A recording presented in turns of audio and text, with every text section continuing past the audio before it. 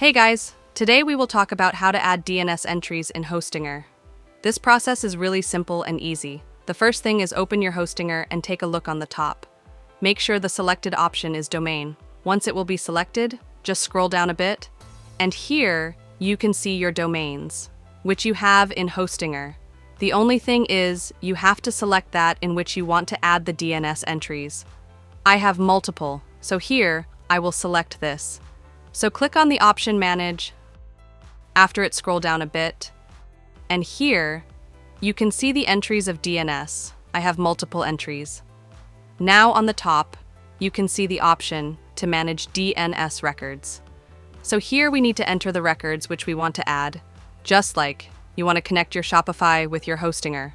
So you have to enter CNAME records, just for showing you. I will add this. So basically it for Shopify, and click on the option Add Records. After clicking on it, the records will be added, and that's it.